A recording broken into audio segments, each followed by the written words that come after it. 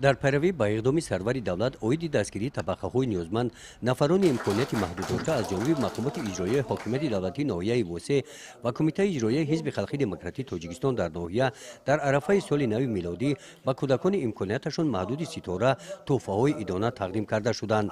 در صحبت با کودکان رئیس ناحیه وسه قید نموده که کودکان هرگز خود را تنها نشمارند، آنها تحت توجه و غمخواری رهبر دولت قرار دارند.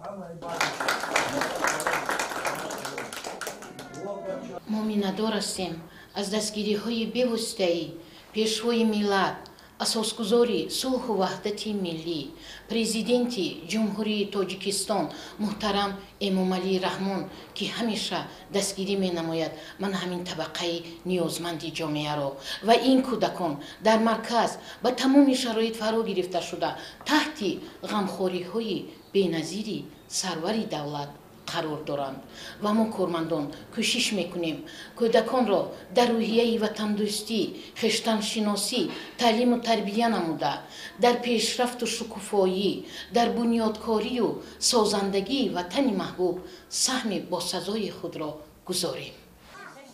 بعد ملاقات در همین محیط عیدانه برای بالیدروحی کودکان با آنها تحفه‌های عیدانه تقدیم نمودند.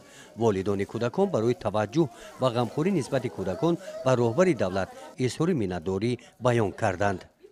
گزارش خواجه نظریف خدای نظر ظهوروف از ناحیه وسه برای برنامه اطلاعاتی نوید.